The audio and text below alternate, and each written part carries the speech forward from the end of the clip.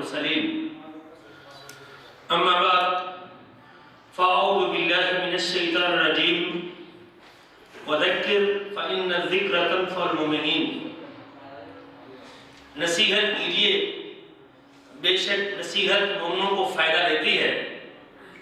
اسی آیت کے مصداق مکتب جالیات منیرہ کے زیر اہتمام ہر جمعرات کو اسی حال میں اور ہر جمعے کو مکتب جالیات سوق میں ہفتہ وار یہ مجالس منعقد کی جاتی ہیں تاکہ کتاب و سنت کے دلائل سے اپنے مسلمان بھائیوں کو نصیحت آموز باتوں سے مفید کیا جائے۔ اس سلسلے میں جہاں ہم مکتب کے دعات خود آپ کے ساتھ ہم کلام رہتے ہیں، وہاں ہم اپنے ساتھ دوسرے احباب کو بھی مختلف اوقات میں زحمت دیتے رہتے ہیں تاکہ ان کی زبان سے نکلنے والی باتیں جو حقیقت میں قرآن و حدیث پر مشتمل ہیں ان سے میں اور آپ مستفید ہو سکیں اور فائدہ اٹھا سکیں۔ آج بھی ہمارے پاس ہمارے معزز مہمان فضیلت الشیخ سلیمان بن صالح القوبہ حفظہ اللہ تعالی، جو کہ وزارت مذہبی امور سعودی عرب میں داعی کی ذمہ داری ادا کر رہے ہیں، وہ ہمارے سامنے موجود ہیں اور آج شیخ جنت کی صفات کے موضوع پہ کتاب و سنت کی روشنی میں ہمارے سینوں کو منور کریں گے۔ نحن نرحب بفضیلت الشیخ سلیمان بن صالح القوبہ حفظہ اللہ تعالی، داعیہ بوزارت الشؤون الاسلامیہ والأوقاف بمملكة العربية السعودية، نرحب بضيفنا الكريم فليلقي علينا كلمة ما ينبر قلوبنا، فشيخ سوف يلقي علينا صفة الجنة بموضوع صفة الجنة إن شاء الله تعالى، فأرجو من الشيخ فليتفضل مشكورا۔ بسم الله الرحمن الرحيم، الحمد لله رب العالمين، وصلى الله وسلم على نبينا محمد وعلى آله وصحبه أجمعين. أما بعد أيها الإخوة الكرام، أحييكم بتحية أهل الجنة، السلام عليكم ورحمة الله وبركاته. من نعم الله على الإنسان أن يجلس الإنسان مجلس يذكر فيها الله. أعظم نعمة علي وعليك أن تجلس في مجلس يذكر فيها العظيم جل جلاله. ولعظم مجالس العلم ومجالس الذكر الله خلق لها ملائكة، وظيفة هؤلاء الملائكة هو البحث عن المجلس الذي يذكر فيها الله. فإذا وجدت الملائكة مجلس كهذا المجلس تتنادى فيما بينها أن هلموا إلى حاجتكم، ثم تجتمع الملائكة وتحلق حلقة على هذا المكان حتى يصلون إلى السماء الدنيا. ملائكة تستمع كما أنكم تستمعون.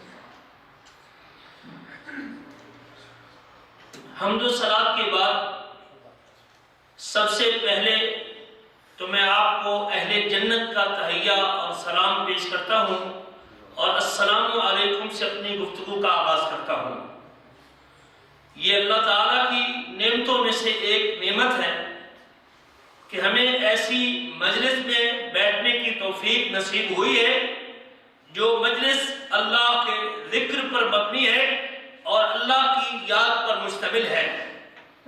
یہ مجلس اتنی عظیم مجلس ہے کہ جس کے لیے مالک الملک نے فرشتوں کو پیدا کیا ہے، جن فرشتوں کا وظیفہ اور ذمہ داری یہ ہے کہ وہ اللہ کی یاد کرنے والے لوگوں کو دنیا میں ڈھونڈتے ہیں اور چکر لگاتے ہیں اور ان کو تلاش کرتے ہیں، اور جب ان کو دنیا میں کہیں ایسی مجلس مل جاتی ہے جو اللہ کے ذکر میں مصروف ہوتی ہے تو پھر وہ اپنے ساتھیوں کو آواز دے کے کہتے ہیں آؤ ہم نے اپنے مقصد کو پا لیا ہے اور ہم کو وہ مجلس مل گئی ہے جس مجلس میں لوگ اللہ کو یاد کر رہے ہیں اور اللہ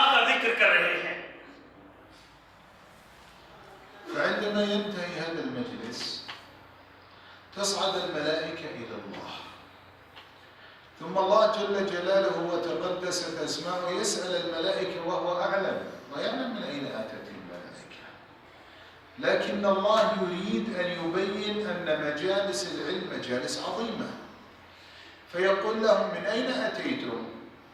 قالوا أتينا من عباد لك يحمدونك ويمجدونك ويكبرونك ويهللونك.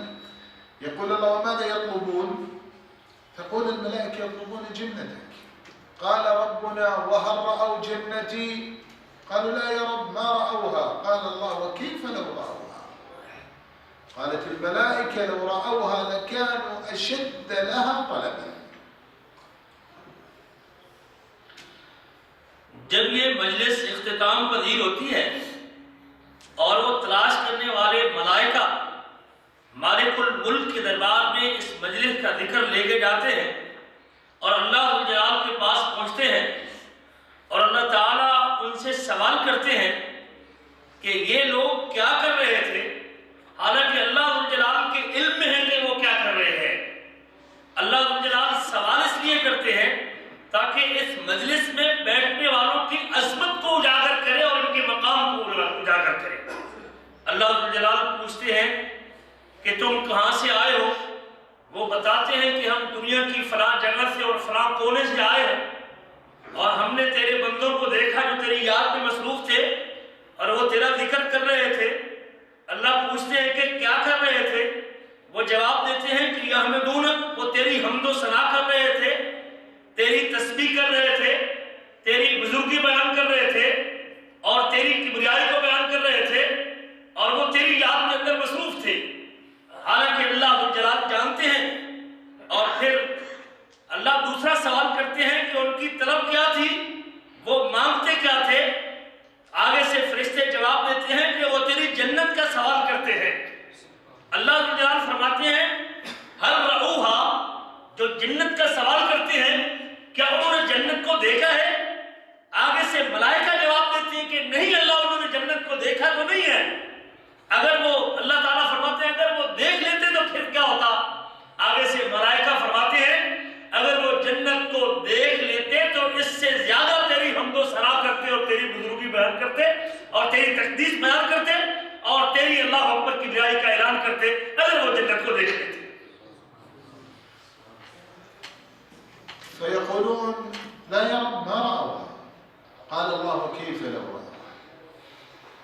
أيها الإخوة الكرام، إذا كان أقل أهل الجنة، شوف أقل ليس أعلى، أقل أهل الجنة من يسير في ملكه وقصوره 2000 عام لا يقطع هذا الملك، 2000 سنة وهو يسير في قصوره وملكه ونعيمه ومع ذلك ما يقطع هذا الملك. نعم، لذلك لما سأل موسى عليه السلام ربه، والحديث في صحيح مسلم، سأل عن أدنى أهل الجنة منزلا، أقل إنسان في الجنة. قال الله لموسى هو رجل يجيء بعدما أدخل أهل الجنة الجنة، دخلوا أهل الجنة إلى الجنة فأتى آخر إنسان، قال الله لا أدخل الجنة. قال يا رب وكيف وقد نزل الناس منازلهم وأخذوا أخذاتهم. هو يتوقع هذا الإنسان أنه ليس له مكان في الجنة. قال الله له أترضى أن يكون لك مثل ملك من ملوك الدنيا؟ ترضى أن تكون مثل ملك؟ قال رضيت ربي. قال الله ولك ذلك ومثله ومثله ومثله. قال في الخامسة رضيت ربي. قال الله ولك 10 أمثاله. وما اشتهت نفسك ولذت عينك. قال رضيت ربي. اللہ تعالیٰ ان سے پوچھتے ہیں کہ کیا انہوں نے جنت کو دیکھا ہے؟ تو آگے سے ملائکہ کہتے ہیں کہ جنت کو دیکھا نہیں۔ اللہ فرماتے ہیں اگر وہ جنت کو دیکھ لیتے تو ان کی کیا کیفیت ہوتی، اور وہ جنت جس کے دیکھنے کا ذکر اللہ کرتے ہیں سب سے کم تر جنت اور سب سے کم درجے کی جنت جس آدمی کو ملے گی من یسیر فی ملکہ الفی سنہ، جو اپنے بادشاہی میں، جنت کے محلات میں، جنت کی ملکیت میں 2000 سال تک سفر کرتا رہے گا، لیکن پھر بھی جنت کی اس کی وہ بادشاہی ختم نہیں ہوگی۔ سب سے آخری جنتی جس کو کم سے کم جگہ جنت میں ملے گی، وہ 200 سال تک جنت کے محلات میں چکر کاٹتا رہے گا، لیکن اس کے جنت کے وہ محل اور جنت کی وہ ملک اس کا ختم نہیں ہوگا۔ اور نبی کریم صلی اللہ علیہ وسلم کا ارشاد گرامی ہے، جب موسیٰ علیہ السلام نے اللہ تعالیٰ سے سوال کیا کہ کون آدمی ہے جو سب سے جنت میں سب سے کم درجے پہ ہوگا، آخری درجے کا جنتی کون ہے؟ فرمایا یہ وہ شخص ہے جب جنتی اس سے پہلے والے سارے جنت میں چلے جائیں گے اور اپنی اپنی جگہوں پہ پہنچ جائیں گے اور اپنا ٹھکانہ وصول کر لیں گے اور اپنے اپنے مسکن کے اوپر اپنی جگہ بنا لیں گے، اللہ تعالیٰ اسے کہیں گے اذهب ادخل الجنہ، جا اور جنت میں چلا جا۔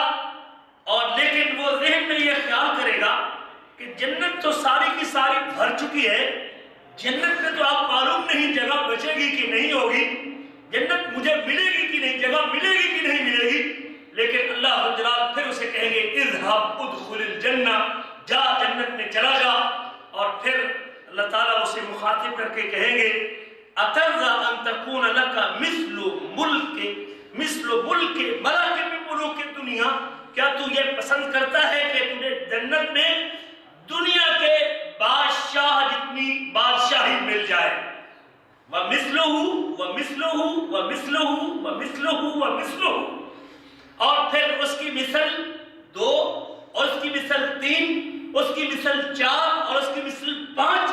جب 5ویں مرتبہ اللہ تعالیٰ کہیں گے کہ دنیا کے بادشاہوں 5 بادشاہوں کے برابر بادشاہ، اگر تجھے بادشاہوں کے برابر جگہ تجھے جنت میں مل جائے، کیا تجھے یہ پسند ہے؟ وہ آگے سے کہے گا بس اللہ میں راضی، میں راضی، میں راضی۔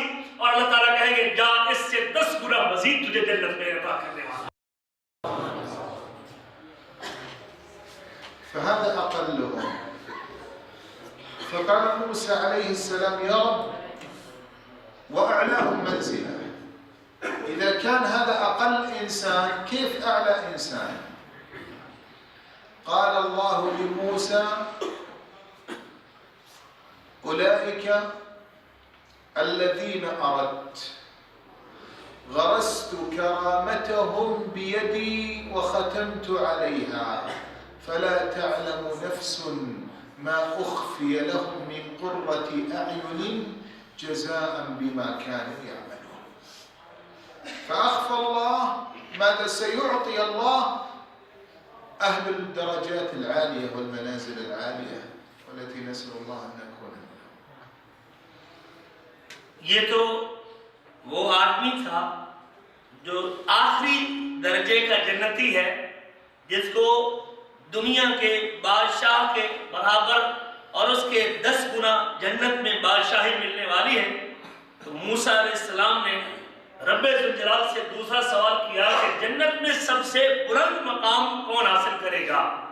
تو اللہ تعالیٰ آگے سے جواب دیں گے اولئک الذین اردت، یہ وہ لوگ ہیں کہ جن کی عزت اور جن کی کرامت کو، جن کے مقام کو میں نے اپنے ہاتھ سے مقرر کیا ہے، اور یہ وہ لوگ ہیں جن کا انعام اور اکرام میں نے مقرر کرنے کے بعد اس کے اوپر مہر لگا دی ہے، اور ان کو ایسی چیزیں ملنے والی ہیں فَلَا تَعْلَمُ نَفْسٌ مَا أُخْفِيَ لَهُم مِّن قُرَّةِ أَعْيُنٍ، کسی جان کو علم نہیں اور کوئی جان جانتی نہیں کہ ان لوگوں کے لیے جنت میں اللہ تعالیٰ نے ان کی آنکھوں کی ٹھنڈک کے حوالے سے کن کن باتوں کو مخفی رکھا ہوا ہے۔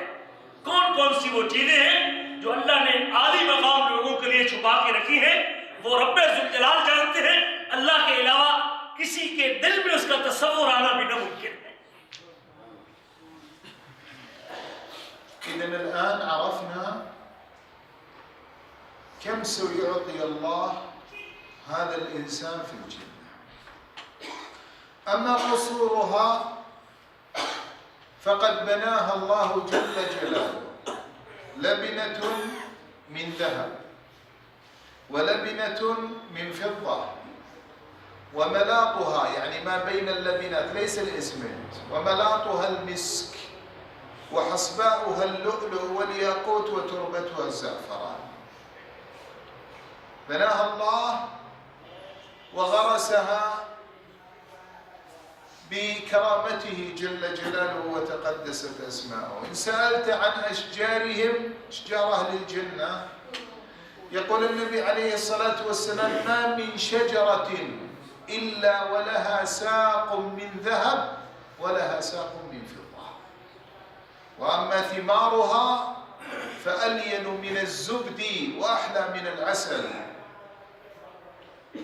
وإذا أردت وأنت في مجلسك هذا أن تغرس لك نخلة في الجنة فما عليك إلا أن تقول سبحان الله العظيم وبحمده. قال عليه الصلاة والسلام غرست له نخلة في الجنة. یہ تو وہ نعمت ہے جو اللہ جلال ان جنتیوں کو عطا کرنے والے ہیں۔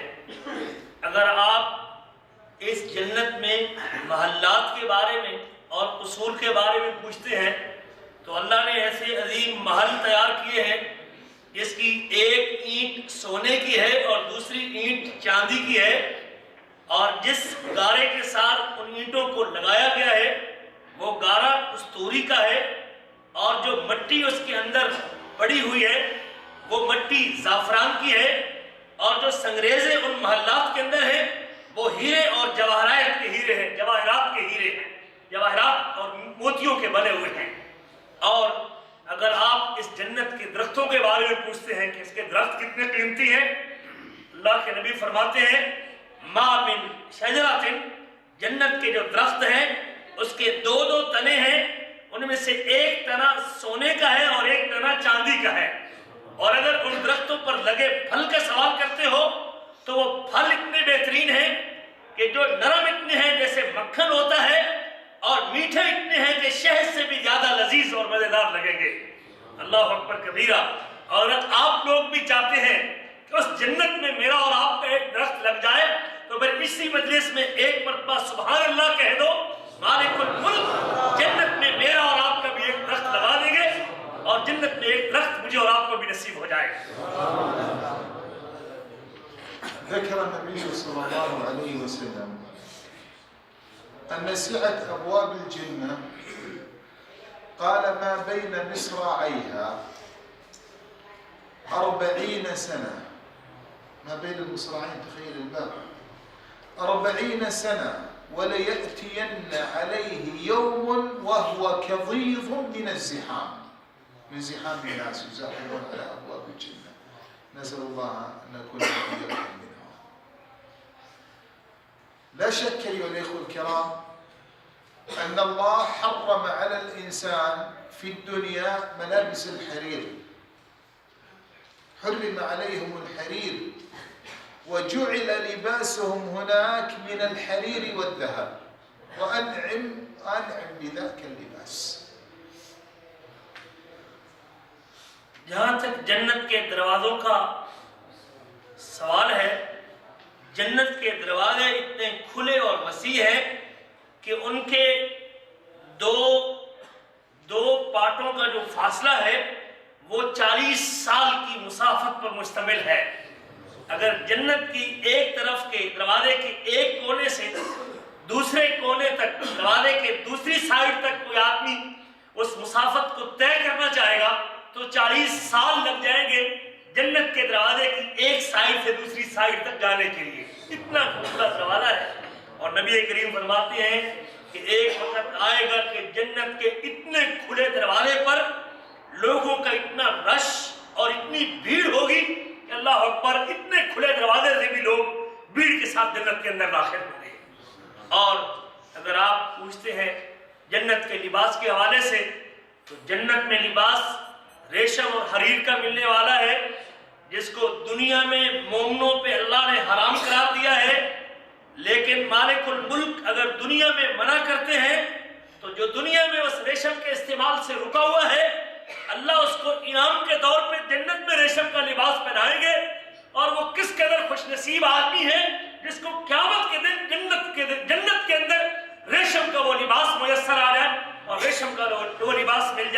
اور اس کو نصیب ہو جائے. اور وہ جنتیوں کو اللہ تعالیٰ بنائیں گے. وہ ریشم کا لباس کس قدر خوبصورت ہوگا اور وہ کتنا ہی عظیم ہوگا. اعلموا أن فقراء المسلمين يدخلون الجنة قبل الأغنياء ب500 عام، وهذا فضل من الله ونعمة، لأنهم حرموا في هذه الدنيا فتقدموا هناك إلى النعيم المقيم. أهل الجنة أبناء 33 سنة، أعمارهم 33 عاما في سن الشباب، وما أجمل هذا السن.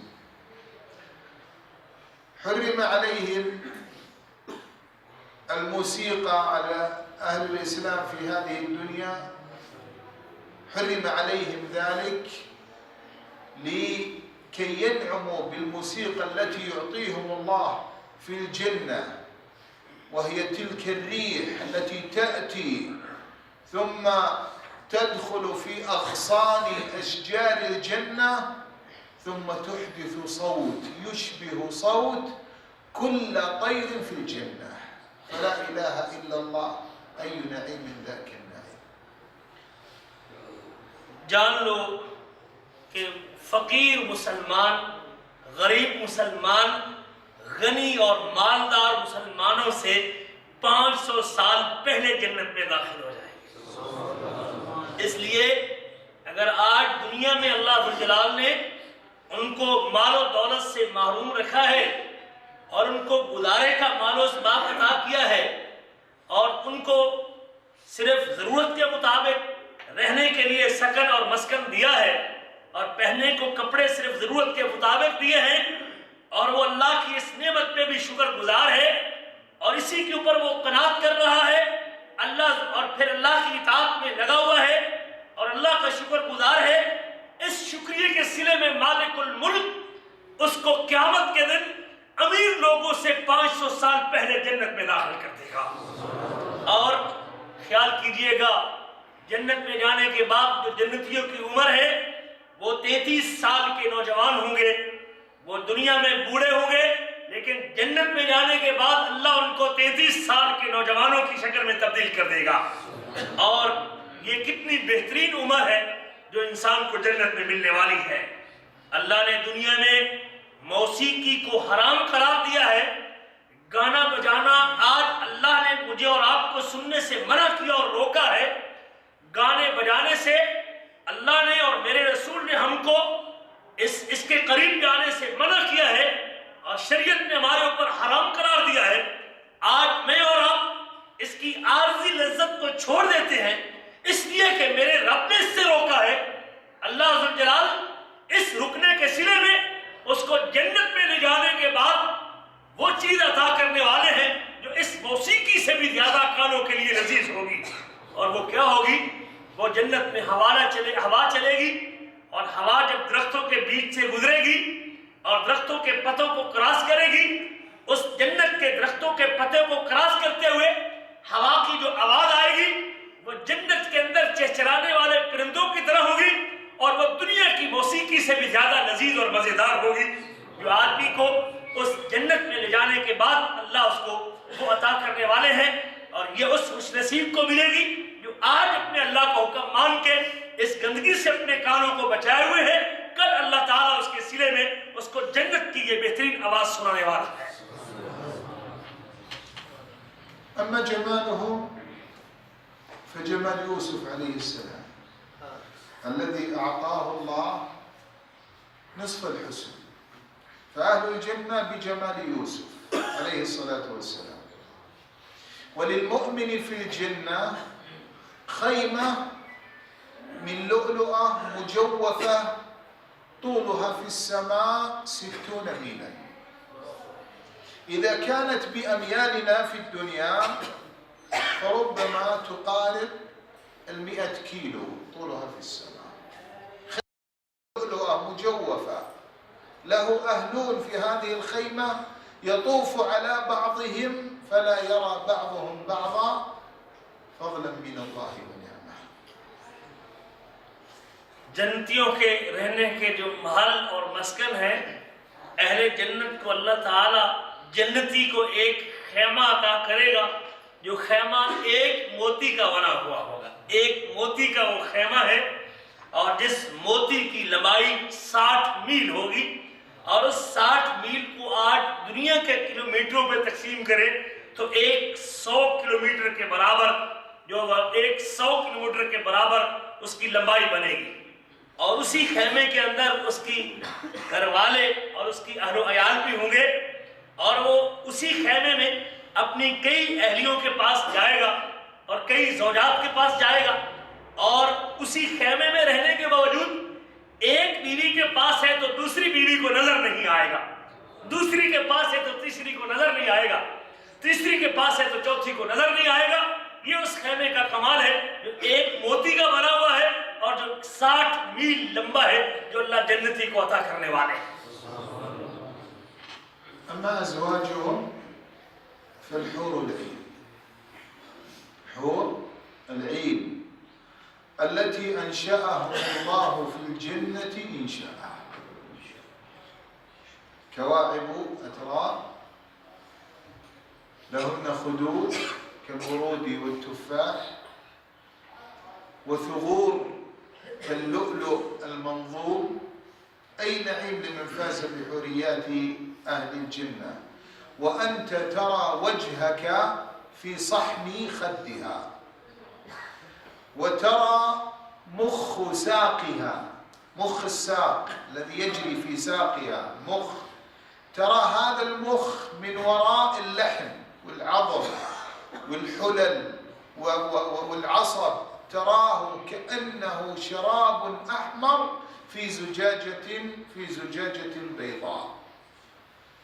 قال النبي صلى الله عليه وسلم: لو بصقت في بحار الدنيا، وصاق في بحار الدنيا، لاقتلبت هذه البحار من مياه مالحة إلى مياه عذبة يشرب منها الإنسان كالشاي. وصاق، فأي نعيم هذا النعيم. اس جنت میں اللہ تعالیٰ نے جو جنتیوں کو بیویاں عطا کی ہے، جن بیویوں کا وصف حور عین ہے، جو موٹی موٹی آنکھوں والی ہے، اور جن کو اللہ نے جنت ہی میں پیدا کیا ہے اور جنت ہی میں بنایا ہے، ابھرے ہوئے سینے والی ہیں، اور ان کے چہرے اتنے خوبصورت ہیں کہ سیب اور سیب کے ساتھ اللہ اکبر کبیرہ، سیب کی طرح لال ان کے چہرے، اور رخسار اور گلاب کے پھول کی طرح نرم ان کے چہرے ہوں گے، اور حتیٰ کہ ان کے چہرے اتنے چمکیلے ہوں گے کہ آدمی اپنا فوٹو اپنی بیوی کے رخسار کے اندر دیکھے گا. اللہ اکبر کبیرہ. اور اللہ نے اتنا ان کو نرم و نازک بنایا ہے کہ ان کی پنڈلی کے اندر، ہڈی کے اندر جو گودا ہوگا وہ بھی اس طرح نظر آئے گا جس طرح شیشے کے سفید گلاس میں سرخ رنگ کی شراب نظر آتی ہے. اس کے لباس پہننے کے باوجود اس کی پنڈلی کی ہڈی کا گودا وہ باہر جنتی کو نظر آئے گا. اور اللہ اکبر کبیرہ، وہ عظیم بیوی اللہ تعالیٰ نے اس جنت میں رکھی ہے کہ اللہ اکبر کبیرہ، کہ جو صرف اللہ اپنے ان مومنوں کو عطا کرنے والا ہے اور ان مومنوں کو ملنے والی ہے. شاب تزوج وفي أول ليلة من زواجه، ولما قضى وطره من زوجته وإذا بمنادي الجهاد يناديه: يا خيل الله اركبي. أيبقى مع زوجته في كامل زينتها في أول ليلة من زواجه أم يجيب منادي الله؟ وإذا به رضي الله تعالى عنه وأرضاه ينطلق إلى المعركة ويترك زوجته في أول ليلة. ولما انتهت المعركة وإذا بالصحابة رضي الله تعالى عنهم يتفقدون الجرحى والقتلى، وإذا بهم يجدون هذا الشاب مضرجا بالدماء. لكن العجيب أنه يقطر ماء من رأسه ومن جسده. من أين جاءته المياه؟ السماء لم تمطر، الأرض لا يوجد فيها ماء، من أين أتته المياه؟ فلما أخبر النبي عليه الصلاة والسلام قال: والذي نفسي بيده لقد رأيته بين السماء والأرض تغسله الملائكة بصحاف من ذهب.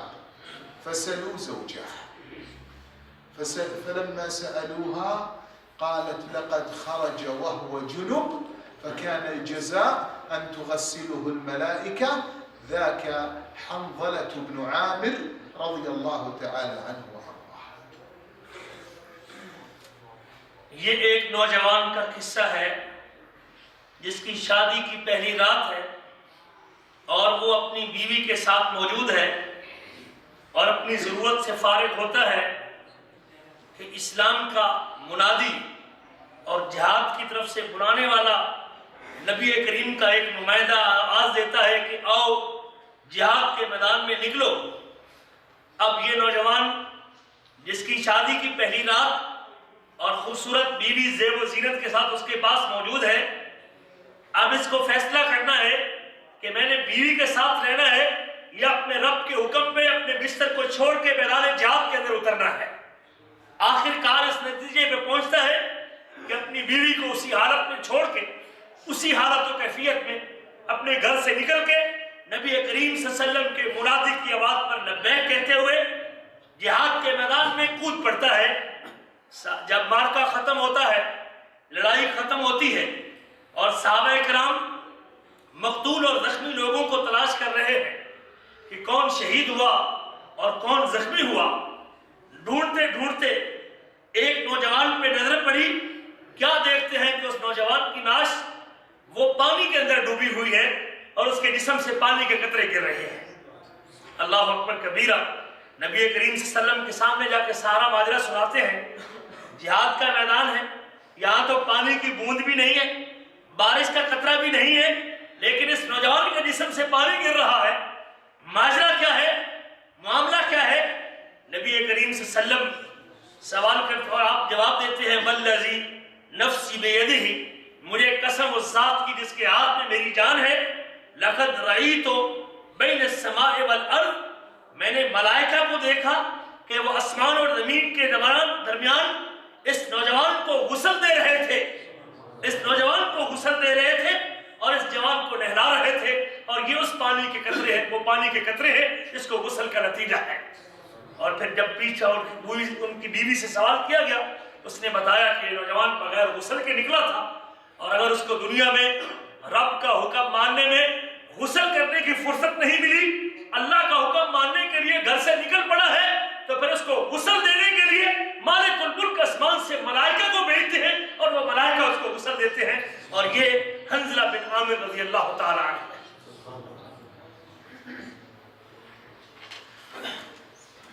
أيها الأخوة الكرام، الجنة سلعة غالية. الجنة لا تنال بالأماني والكلام. الجنة تحتاج إلى عمل، تحتاج إلى تعب، تحتاج إلى جهد، تحتاج إلى تضحية، تحتاج إلى تقديم. الصحابة رضي الله تعالى عنهم قدموا أرواحهم من أجل هذه السلعة الغالية. ألا إن سلعة الله غالية، ألا إن سلعة الله الجنة. سلعة غالية أيها الأخوة الكرام. لذلك الإنسان ينبغي أن يتقدم. الله يقول: لمن شاء منكم أن يتقدم أو يتأخر. يتقدم كل يوم أحسن من اليوم الماضي في العبادات. لا يكون الإنسان مكانك سر. كما أنه يطلب التقدم في الدنيا، يجب أن يكون حرصه وتقدمه في الآخرة، وحرصه وتقدمه لهذا النعيم المقيم. أحد السلف يقول: ذهبنا من العراق إلى مكة في الحج،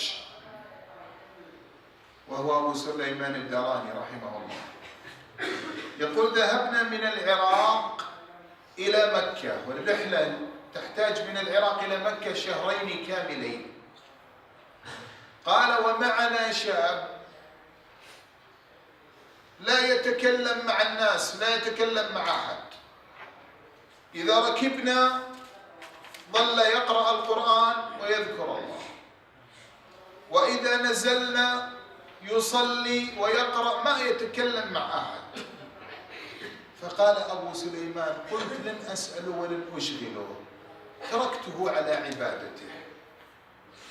يقول لما انتهينا من الحج ورجعنا إلى العراق قلت له أيها الشاب أسألك بالله ما الذي هيجك على العبادة؟ أنت ما تفتر، ما تمل من كثرة العبادة؟ فقال يا أبا سليمان أما إن سألتني بالله فسأقول لك رأيت فيما يرى النائم في منامه، رأيت فيما يرى النائم حورية في قصر من ذهب وقصر من فضة، وله شرفتان من زبرجد ومن ياقوت، وهذه الحورية مرخية شعرها، لم أرى جمالا كذاك الجمال، لم أرى جمال مثل ذاك الجمال في قط. وهي تقول هذه الحورية لي جد في طلبي، جد واجتهد في طلبي، فإني أربى لك في الخدر، يعني أنا أجمل لك الآن منذ 500 عام، وأنا أجمل لك وأحسن لك لي 500 سنة. يقول هذا الشاب والله وأقسم على الله بعزة الله لأصلن إلى هذه الحورية أو أهلك دونها.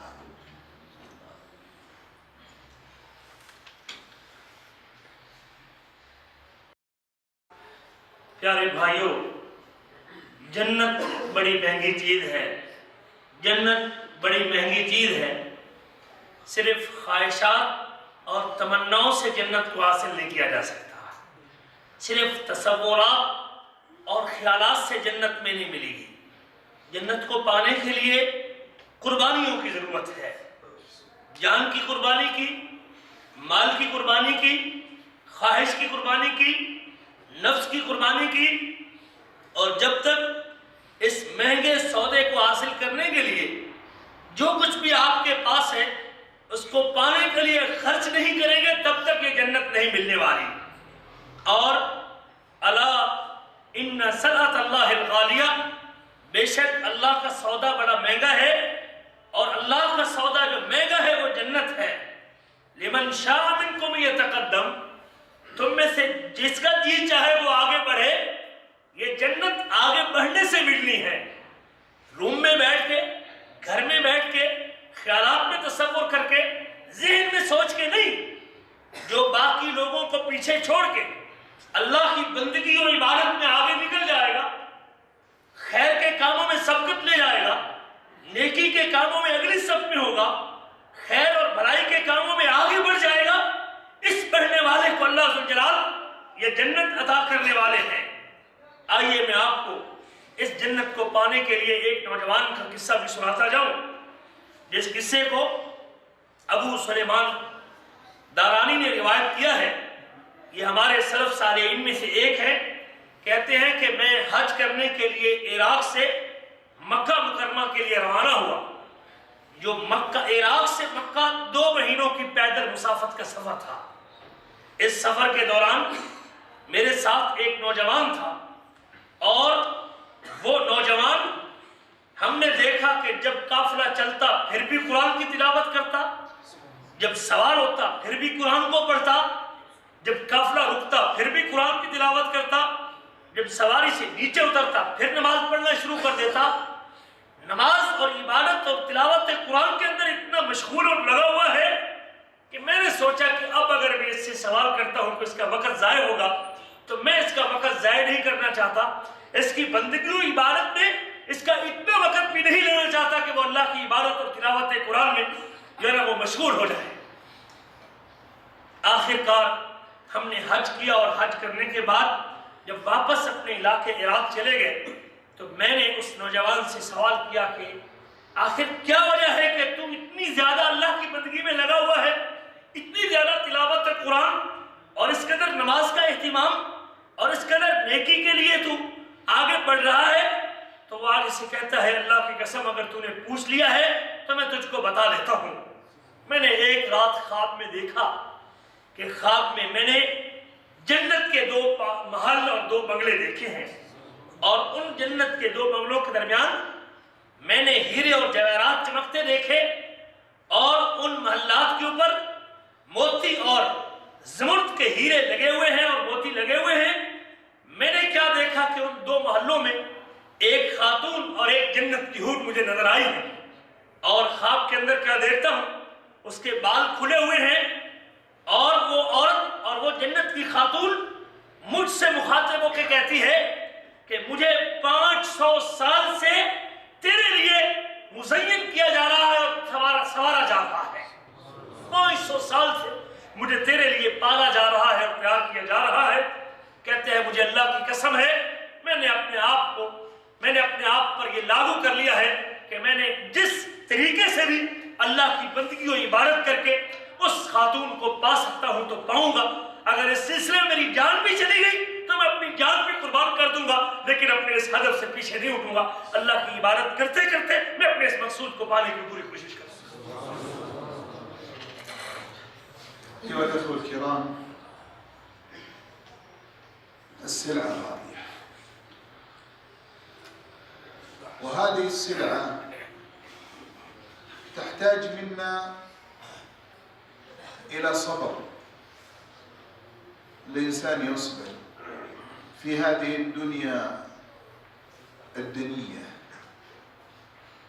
هذه الدنيا التي قال النبي صلى الله عليه وسلم عنها ما لي وللدنيا، ما أنا والدنيا إلا كراكب استظل تحت ظل شجرة ثم قام فتركها. أيام قلائل وينتقل الإنسان من هذه الدنيا الحقيرة الفانية التي لا تعدل عند الله جناح بعوضة، ما تعدل جناح بعوضة، ولو كانت هذه الدنيا تعدل عند الله جناح بعوضة ما سقى منها كافرا شربة ماء. ومع ذلك تجد أننا نتنافس ونتقاتل من أجلها، وربما يحصل منا من النزاع والخصومة والقطيعة من أجل هذه الدنيا التي ما مدحها الله ولا في موضع واحد، بل يقول الله اعلموا أنما الحياة الدنيا لعب ولهو وزينة وتفاخر بينكم وتكاثر في الأموال والأولاد. جنت بڑی مہنگی چیز ہے، جنت بڑا مہنگا سودا ہے، اور یہ مہنگے سودے کا اصول ہم سے صبر کا تقاضا کرتا ہے۔ ہمیں اپنی خواہشات کو روکنا ہوگا، دنیا سے اپنے آپ کو پیچھے ہٹانا ہوگا۔ دنیا ایک گھٹیا چیز ہے۔ نبی کریم فرماتے ہیں وَمَا لِي وَلِلدُّنْيَا، مجھے دنیا سے کیا مطلب ہے اور مجھے دنیا سے کیا غرض ہے؟ میں اور دنیا میں تو ایک مسافر کی طرح ہوں جو تھوڑی دیر کے لیے کسی درخت کے سائے کے نیچے آرام کرتا ہے اور پھر آرام کرنے کے بعد اپنی منزل کی طرف رواں دواں ہوتا ہے۔ میرا دنیا میں رہنا بھی اس مسافر کی مانند ہے جو تھوڑی دیر کے لیے درخت کے نیچے آرام کر کے اپنی حقیقی منزل کی طرف رواں دواں ہوتا ہے۔ یہ دنیا فانی ہے، یہ دنیا عارضی ہے، یہ دنیا اتنی ہلکی اور حقیر ہے کہ اللہ تعالیٰ نے اس کو مچھر کے پر کے برابر تشبیہ دی ہے۔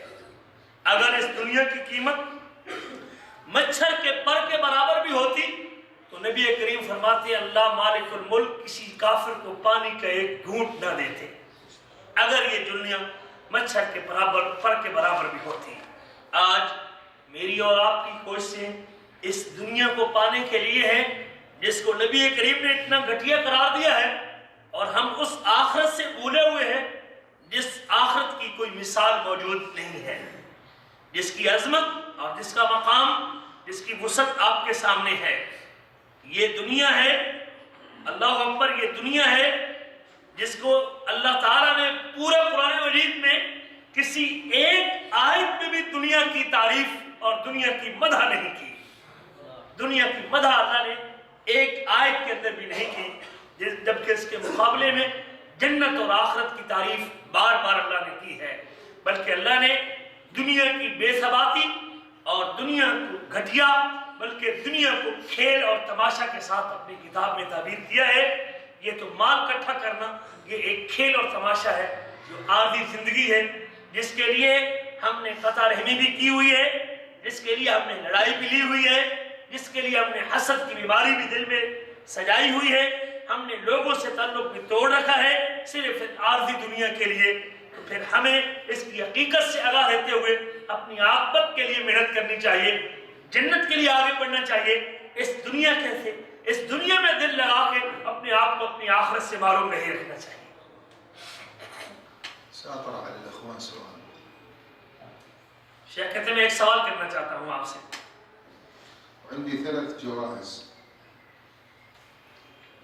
3 جوالات جوائز.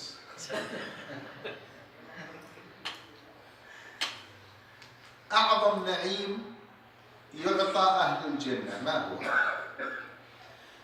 سب سے بڑی نعمت، سب سے بڑی نعمت جو اہل جنت کو ملے گی وہ کیا ہے؟ ليس بدون جواز عليه تسجيل بالحسب. یہ تو شیخ نے مداحت جواب کہے کہ یہ نہ کہنا بھی جواب مل جائے گا۔ جی سوال سمجھ گئے؟ سب سے عظیم نعمت جو جنتی کو ملے گی وہ کیا ہے؟ یہ رومال والا بھائی، عابد بھائی، عابد وہ اللہ کا دیدار اور رؤیت اللہ۔ جميل صحيح، جزاك الله خير. جواب درست ہے، اللہ آپ کو جزائے خیر دے، وہ اللہ کا دیدار ہے۔ أعظم نعيم يا رجال يعطى أهل الجنة هو رؤية وجه الله. لأهل الجنة سوق لكنها ليست كأسواقنا، لأن أسواقنا ربما تشغل الناس عن الصلاة. بعض الناس يهرب من المساجد والأسواق التي هي أبغض الأماكن إلى الله. الأسواق أبغض الأماكن إلى الله كما قال النبي في صحيح مسلم. سوق أهل الجنة يوم الجمعة، ومن عظم يوم الجمعة هو سوق لأهلها. يأتي أهل السوق ثم يركبون على نجائبهم ودوابهم، دواب من ذهب ومن فضة ومن زبرجد، ثم ينطلقون إلى الوادي، وادي أفيح مبارك، ويجلسون على كثبان المسك،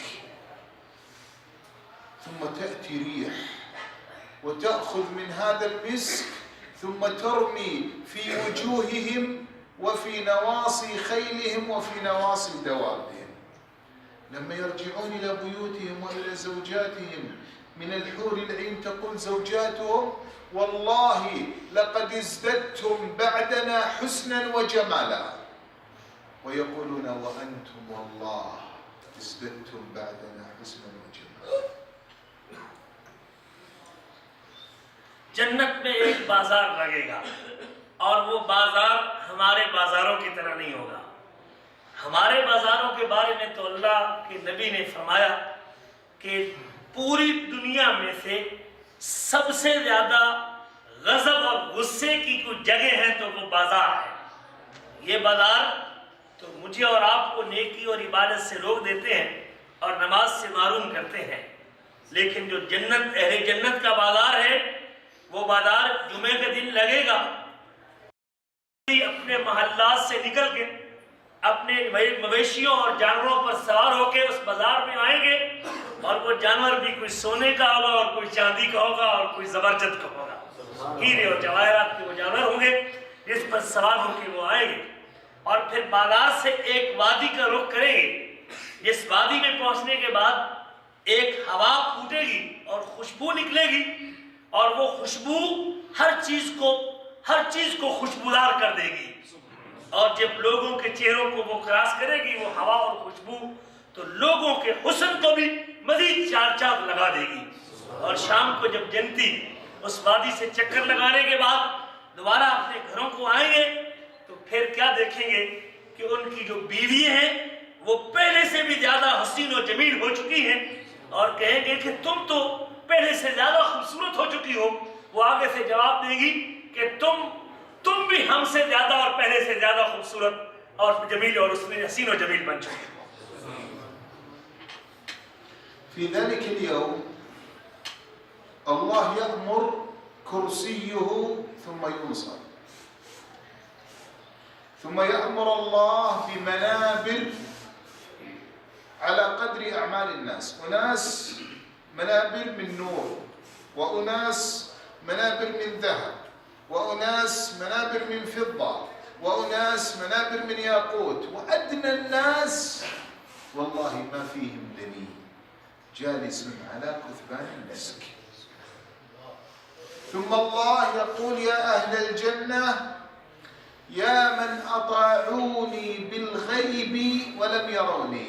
الله يتكلم عن الجنة يقول يا من أطاعوني بالغيب ولم يروني هذا يوم المزيد فسلوني ماذا تريدون؟ فيقولون ربنا ألم تبيض وجوهنا، ألم تزحزحنا عن النار، ألم تدخلنا الجنة. وبينما هم كذلك إذ سطع لهم نور أشرقت له الجنة، رفعوا رؤوسهم وإذا بالجبار جل جلاله وتقدست أسماؤه قد أشرف عليهم من فوقهم وقال يا أهل الجنة سلام علیکم۔ یہ وہ دن ہے جب اللہ تعالیٰ اپنی کرسی جنت میں ایک جگہ پہ لگوانے کا حکم کریں گے، اور وہ کرسی لگ جائے گی، اور پھر کچھ ممبر بھی اللہ تعالیٰ وہاں لگوائیں گے۔ یہ ممبر سونے کا ہے، یہ ممبر چاندی کا ہے، یہ ممبر نور کا ہے، یہ ممبر موتی ہیرے جواہرات کا ہے۔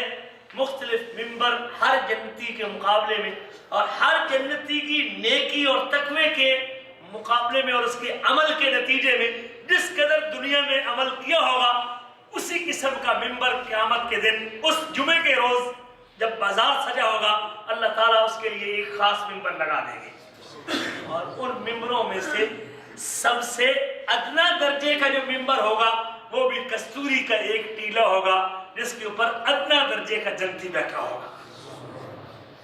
اللہ تعالیٰ ان سے ہم کلام ہوں گے اور ان سے باتیں کریں گے، اور باتیں کرنے کے بعد رب ذوالجلال ان سے کہیں گے کہ تم نے مجھے دیکھے بغیر میری اطاعت کی ہے، مجھے دیکھا نہیں، غیب پر ایمان رکھتے ہوئے تم نے میری اطاعت و فرما برداری کی ہے، مجھے دیکھے بغیر میرے حکم کو مانا ہے اور میرے حکم کو تسلیم کیا ہے اور اطاعت و فرما برداری کی ہے۔ آج مزید عطا کرنے کا دن ہے، مانگو کیا مانگتے ہو، سوال کرو کیا مانگتے ہو۔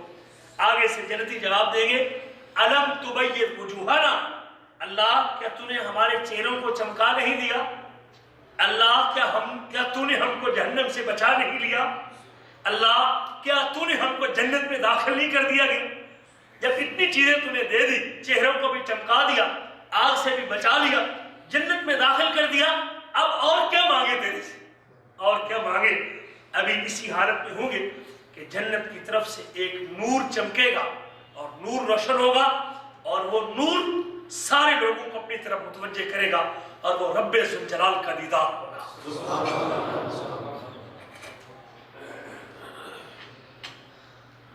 فلما يقول الله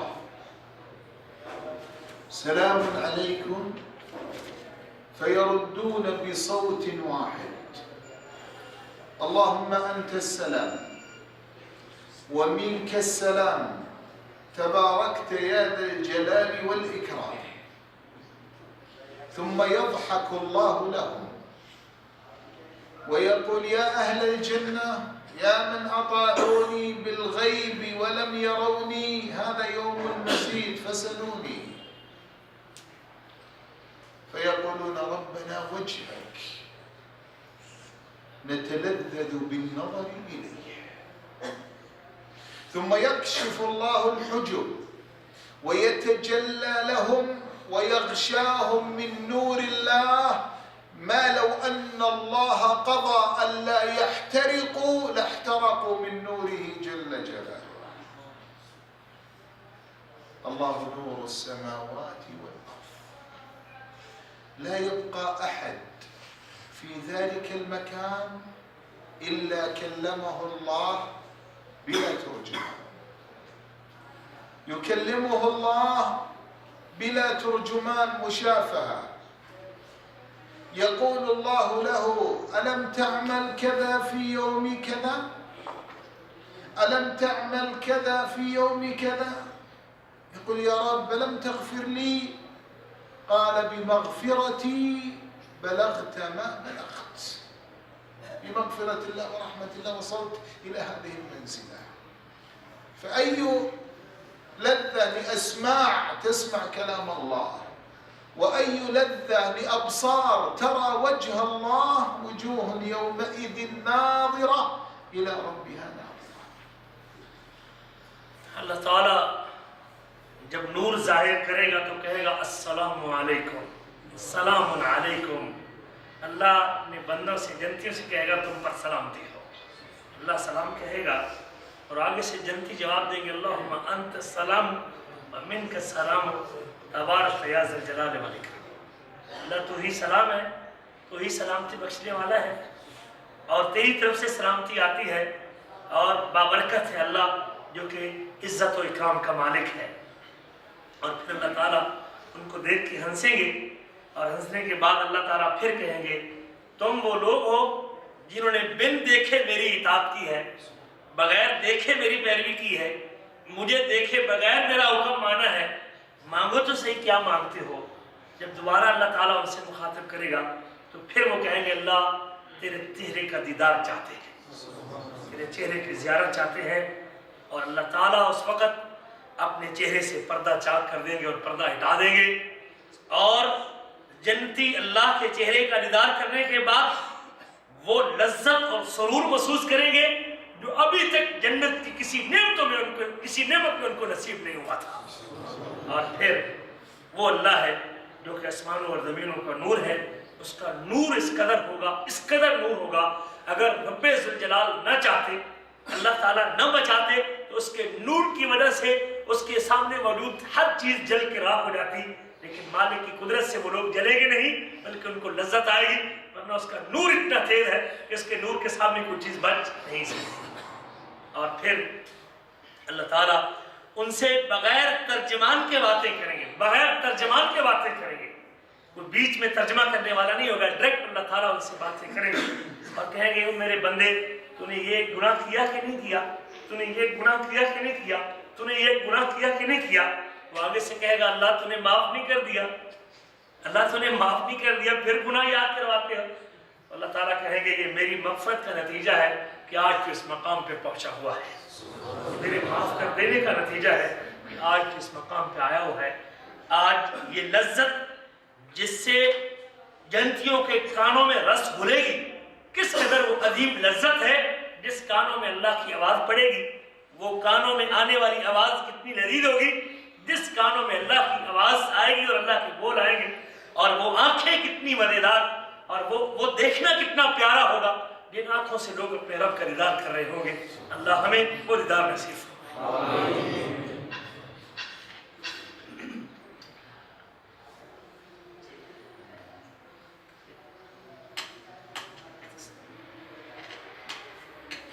إذن أيها الإخوة الكرام، الحديث عن الجنة يطول، الحديث عن نعيم الجنة يطول، ولكن نختم الحديث السؤال: من هم أهل الجنة؟ من هم أهل الجنة؟ أهل الجنة وباختصار هم أهل الصلاة، أهل المساجد، أهل السنن، الذين عرفوا قول النبي صلى الله عليه وسلم: من حافظ على 12 ركعة بني له بهن بيت في الجنة. أهل الجنة أهل الصدق، الذين عرفوا قول النبي صلى الله عليه وسلم: أنا زعيم ببيت في وسط الجنة لمن ترك الكذب وإن كان مازحا.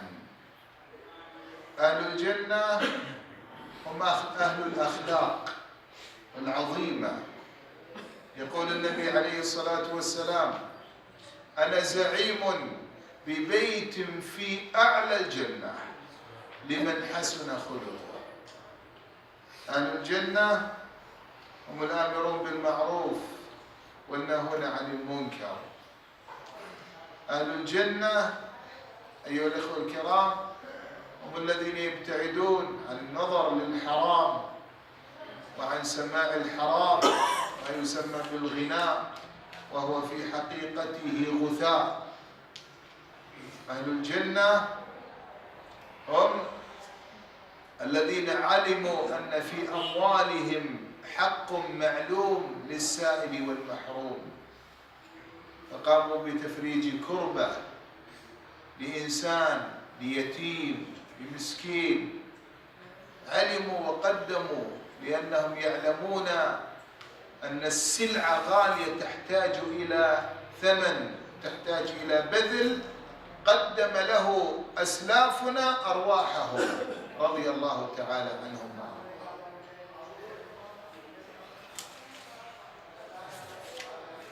آخر میں شیخ فرماتے ہیں کہ جنت کی اوصاف اور جنت کی صفت ذکر کرتے تو بات ہو جائے گی۔ آخر میں یہی بات کروں گا کہ پیارے بھائیوں، اس جنت میں جانے والے کون خوش نصیب ہیں؟ جنت میں جانے والے وہ لوگ ہیں جو نماز کے پابند ہیں، اہل الصلاح ہیں، جن کو آج 5 وقت کی نماز پڑھنے کی توفیق ملی ہے۔ یقیناً یہ وہ ان خوش نصیبوں میں سے ہیں جن میں جنت میں جانے کی نشانی موجود ہے۔ جنت میں جانے والے کون لوگ ہیں؟ وہ جن کا تعلق اللہ کے گھروں کے ساتھ ہے اور مسجد کے ساتھ ہے۔ جنت میں جانے والے کون لوگ ہیں؟ فرمایا یہ وہ لوگ ہیں جن کے بارے میں نبی کریم نے فرمایا: من حافظ علی 12 رکعۃ، جس نے دن میں 12 رکعتوں پر پابندی کی، اللہ تعالیٰ اس کا جنت کے اندر گھر بناتے ہیں۔ 12 سنتیں، سنت مؤکدہ جسے کہتے ہیں، فجر سے پہلے 2، ظہر سے پہلے 4، ظہر کے بعد 2، اور مغرب کے بعد 2 اور عشاء کے بعد 2، جو 12 رکعتوں کے اوپر پابند ہے، اللہ جنت میں اس کا گھر بنائیں گے۔ اہل جنت کون ہے؟ فرمایا یہ وہ لوگ ہیں جو سچ بولنے والے ہیں اور جھوٹ سے اپنے دامن کو بچاتے ہیں۔ نبی کریم نے فرمایا: انا زعیم ببیت فی وسط الجنہ، میں جنت کے درمیان میں اس بندے کو گھر کی ضمانت دیتا ہوں جس نے کبھی مذاق کے اندر بھی جھوٹ نہ بولا ہو، کبھی مذاق کے اندر بھی جھوٹ نہ بولا ہو۔ اہل جنت کون ہے؟ جن کا اخلاق بڑا اچھا ہو۔ نبی کریم نے فرمایا: انا زعیم ببیت فی اعلی الجنہ، میں جنت میں اونچے مقام پہ گھر کی ضمانت دیتا ہوں اس بندے کو لمن حسن خلقہ، جس کا اخلاق اچھا ہو گیا، جو اچھے اخلاق کا مالک ہے۔ اہل جنت کون ہے؟ فرمایا جو نیکی کا حکم کرتے ہیں اور برائی سے منع کرتے ہیں۔ آپ لوگ شرکوں میں رہتے ہیں، دروس کی دعوت دیتے ہیں، نماز کے لیے اٹھاتے ہیں، مسجد کی طرف بلاتے ہیں، خیر کی دعوت دیتے ہیں، تو یقیناً یہ ان لوگوں کی نشانی ہے جو کل اس جنت میں جانے والے ہیں۔ یہ خیر کا کام ہے، اس کو کرتے رہنا اپنے لیے سعادت سمجھیں، یہ جنت کا راستہ ہے۔ اہل جنت کون ہے؟ جو اللہ کی منع کردہ چیزوں سے اپنے کانوں کو محفوظ کر لیتے ہیں۔ موسیقی، غنا، گانا بجانا، اس سے کانوں کو بچائے ہوئے ہیں، یہ اہل جنت ہے۔ اہل جنت کون ہے؟ جن کے مالوں میں حق معلوم ہے سوال کرنے والے کا اور محروم آدمی کا، جو اللہ کے دیے ہوئے مال میں سے مال اللہ کے نام پہ خرچ کرتے ہیں، یہ وہ اہل جنت ہیں۔ اللہ تعالیٰ ہم کو اہل جنت کی یہ کام کرنے کی توفیق نصیب فرمائے۔ نشكركم على حسن استماعكم وحضوركم، ونشكر الشيخ جزاه الله خير على التنسيق هذا اللقاء وإتاحة الفرصة واللقاء بكم في هذه الليلة المباركة التي أمرنا أن نكثر في ليلة الجمعة وفي يوم الجمعة نكثر بالصلاة على النبي صلى الله عليه وسلم، ونسأل الله جل جلاله أن يغفر لنا ولوالدينا ولجميع المسلمين. اللهم آت نفوسنا تقواها وزكها أنت خير من زكاها أنت وليها ومولاها. اللهم إنا نسألك إيمانا كاملا ويقينا صادقا وتوبة نصوحا. اللهم انصر إخواننا في كل مكان. اللهم انصر إخواننا في بلاد الشام وفي أفغان وفي بورما وفي العراق وفي كل مكان يا رب العالمين. اللهم اجمع كلمة إخواننا في بلاد مصر. اللهم احقن دماءهم يا رب العالمين. اللهم اجمع كلمتهم على الحق. اللهم انصر إخواننا في كل بقاع الدنيا. اللهم عليك بالطغاة الظالمين. اللهم عليك بالظالمين إنهم لا يعجزونك. اللهم احصهم عددا واقتلهم بددا ولا تغادر منهم أحدا يا قوي يا متين. اللهم احشرنا ووالدينا مع النبيين والصديقين والشهداء والصالحين وحسن أولئك رفيقا. اللهم لا تحرمنا النظر لوجهك جل جلالك وتقدست اسمك. اللهم اغفر ذنوبنا واستر عيوبنا يا رب العالمين. سبحان ربك رب العزة عما يصفون وسلام على المرسلين والحمد لله رب العالمين. शेख आखिर पे शुक्रिया अदा करते हैं कि आपने मेरी बातों को गौर से सुना है। मैं आपका शुक्रगुजार हूँ और इस बात पर भी कि आपने मुझे मौका दिया है कि मैं आपके साथ इस मजलिस में शरीक हुआ हूँ। और चूँकि आज जुमेरात है और कल जुमे का दिन है, मैं आपको ये नसीहत करूँगा कि जुमे के रोज़ नबी करीम सल्लल्लाहु अलैहि वसल्लम पर कसरत से दुरूद पढ़ना का शरीयत ने हुक्म दिया है। जुमे के रोज़ अल्लाह के नबी सल्लल्लाहु अलैहि वसल्लम पर कसरत से दुरूद पढ़ना चाहिए। अल्लाह ताला हमारे नफ्सों को तकवा नसीब फरमाए। अल्लाह ताला हमारी मग़फ़िरत फरमाए। अल्लाह ताला हमारे वालिदैन की मग़फ़िरत फरमाए। अल्लाह ताला मुसलमानों की मदद फरमाए। पूरी दुनिया में जहाँ जहाँ मुसलमानों के ऊपर जुल्म रवा रखा गया, अल्लाह ताला उनकी मदद और नुसरत फरमाए। अल्लाह ताला मिस्र के मुसलमानों को भी इकट्ठा फरमाए और अल्लाह ताला हमें और हमारे वालिदैन को नबियों के साथ जो है ना वो क़यामत के दिन उठाए और अल्लाह ताला हमें अपने चेहरे के दीदार का मौका नसीब फरमाए, अपने चेहरे के दीदार की लज़्ज़त नसीब फरमाए। अल्लाह ताला मुझे और आपको अमल करने की तौफ़ीक़ नसीब फरमाए।